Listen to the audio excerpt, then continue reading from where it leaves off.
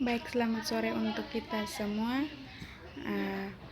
Perkenalkan, nama saya Elizabeth Sutal, NPM 12170013, Prodi Agribisnis, tugas Perdagangan Internasional.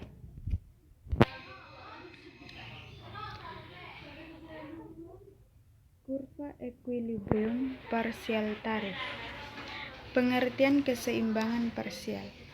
Keseimbangan parsial merupakan suatu kondisi keseimbangan ekonomi yang hanya mempertimbangkan sebagian pasar atau dengan semua bagian lainnya tetap konstan untuk mencapai keseimbangan. Menurut teori Lopez, keseimbangan parsial adalah equilibrium yang hanya didasarkan pada rentang data yang terbatas. Misalkan, standarnya adalah harga satu produk atau harga semua produk lain dipertahankan tetap selama analisis.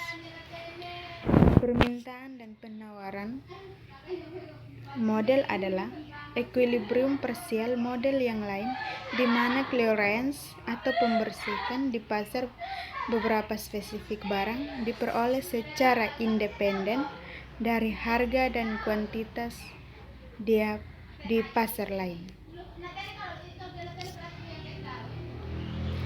Tarif dapat diklasifikasikan menjadi beberapa jenis, yaitu yang pertama aspek komoditas.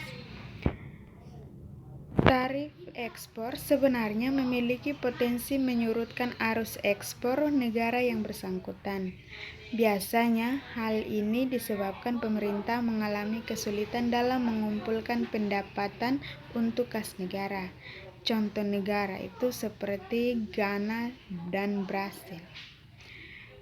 Yang B, tarif impor. Tarif impor dapat digunakan sebagai alat kontrol agar produk dalam negeri tidak kesulitan dalam bersaing dengan produk impor. Contoh Inggris dan Amerika Serikat. Yang kedua, aspek mekanisme perhitungan. Tarif ad valorem yaitu pajak yang dikenakan berdasarkan angka persentase tertentu dari nilai barang-barang yang diimpor. Sebagian besar negara Eropa memakai jenis tarif ini. Tarif spesifik yaitu pajak yang dikenakan sebagai beban, tetap unit barang yang diimpor. Amerika Serikat menggunakan tarif ini dengan porsi yang sama besar dengan pajak ad valorem. Tarif campuran yaitu pajak yang di samping mengenakan pungutan tertentu juga memungut tambahan sekian persen lagi. Dalam menganalisis dampak penerapan tarif digunakan beberapa tahap analisis, yaitu yang pertama menggunakan perspektif keseimbangan parsial, yaitu dengan menggunakan kurva permintaan dan penawaran. Yang kedua, perspektif keseimbangan umum dengan melibatkan sejumlah kurva batas kemungkinan produksi atau production possibility frontiers, dan kurva indifferent atau indifference kurva, dan kurva-kurva permintaan atau adverse curves.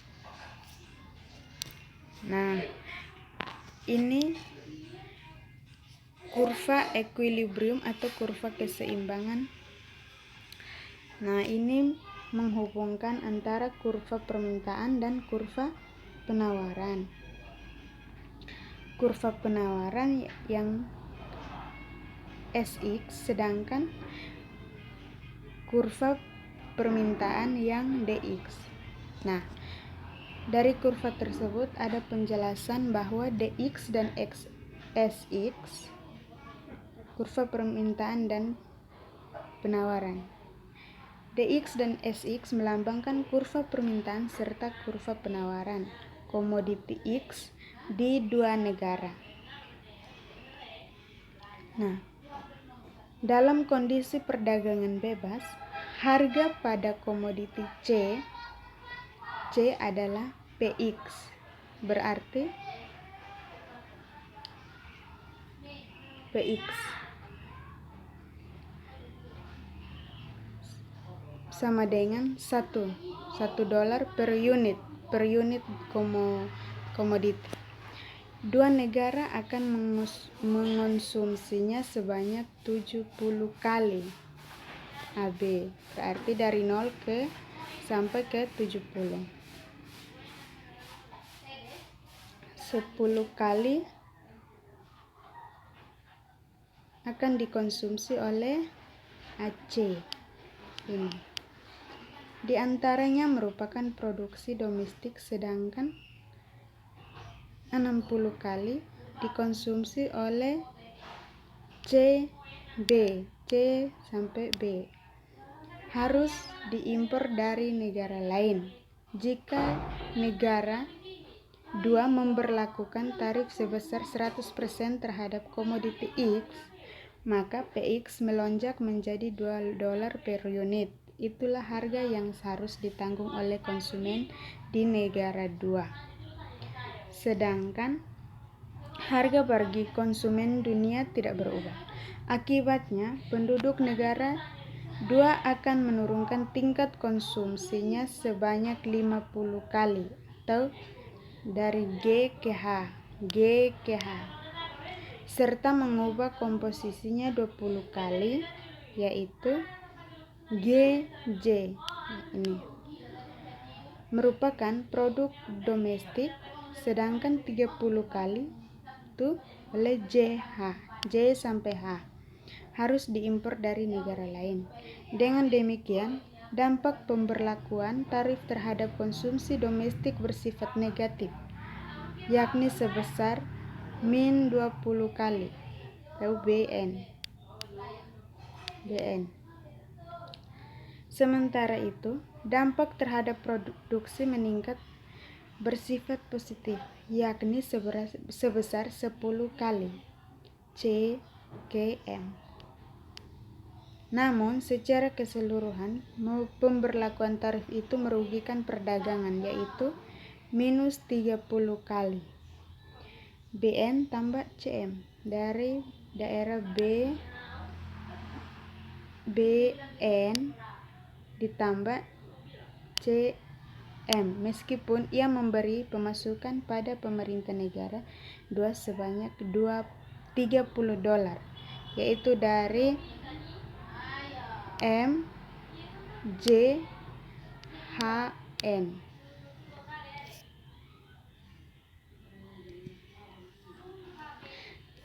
Dengan demikian, dampak tarif terhadap konsumsi dapat berkurangnya konsumsi domestik akibat tarif ad valorem mencapai 20 kali PN. Sementara produksi itu dapat peningkatan sebesar 10 kali dari CKM. Perdagangan dapat turunnya impor sebesar 30 kali BN tambah CM.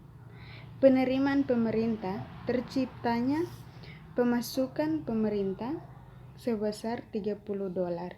MJHN, daerah MJHN analisis lebih lanjut. Semakin elastis dan mendatar DX,